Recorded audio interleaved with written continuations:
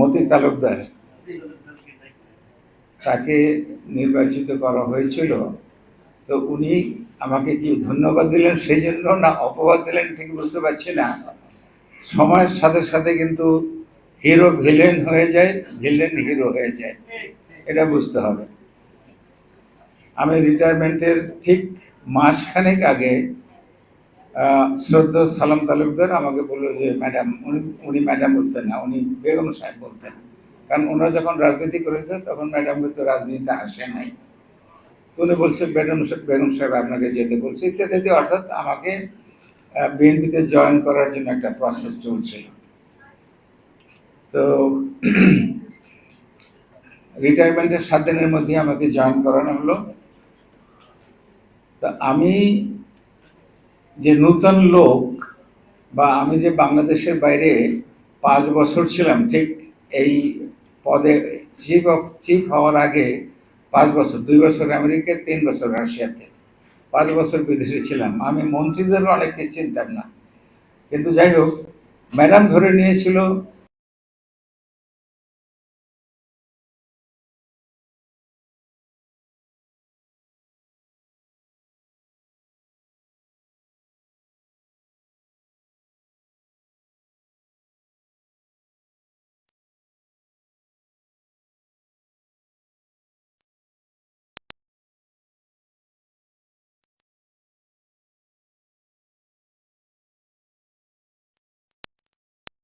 বললেন 10 মিনা গলা চেপা, ওখানে তো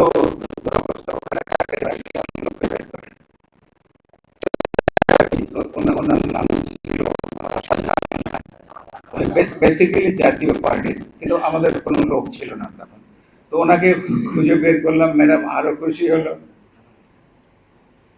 তারপরে 2001 সালের নির্বাচনে ম্যাডাম যখন সিটটা ছেড়ে দিল, আমাকে বলা হলো, ওই ইয়েও ছিল তখন, হারিস চৌধুরী ছিল, বলল যে একটা প্যাকেজ ডিল, একজন লোক, তাকে দিয়ে নির্বাচন, তাকে করিয়ে আনা, এই পুরোটাই আপনার দায়িত্ব। তো তখন আমি কিন্তু জানতাম না যে আমতলি তালতলি পটুয়াখালীর মধ্যে না,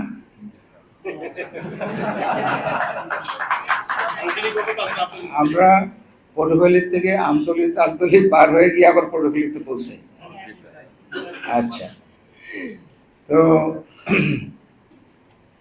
ওর ভাগ্য ভালো, তাকে আমরা সিলেক্ট করলাম, তাকে নির্বাচন হয়ে নিয়ে আসলাম। তারপরে কি হয়েছে না হয়েছে সেটা তো বক্তাই বলেছে ওখানে। তো এখন so far I am concerned, তৌহিদের ব্যাপারে আমি তো বুঝতে পারছি the mood of the people and the requirement of the leadership.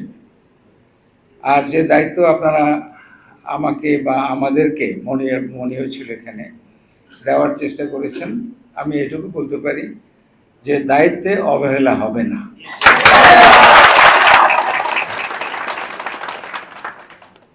কিন্তু তারপরে দায়িত্ব কিন্তু আপনাদের, ভোট দিয়ে ওনাকে কিন্তু হয় আনতে হবে। তখন বললে হবে যে নদীর এপারে, নদীর ওপারে, টাকা পাই নাই, পয়সা পাই নাই, পাত্তা দেয় না, এই করে না, সেই করে না। আমি আপনাদের সঙ্গে তো 30 বছর, দেখতে দেখতে 30 বছর পার হয়ে গেছে।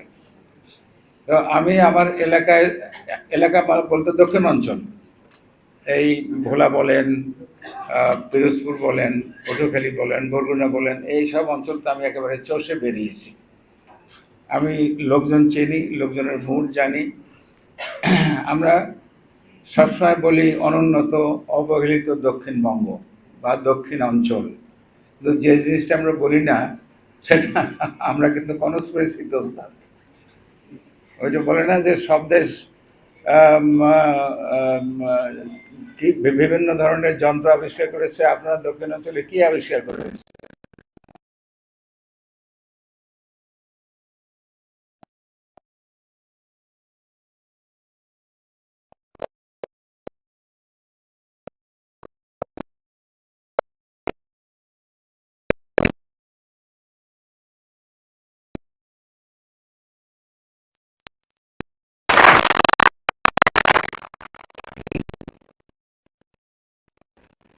আমাদের বর্তমানে যে সুবিধা বা অসুবিধা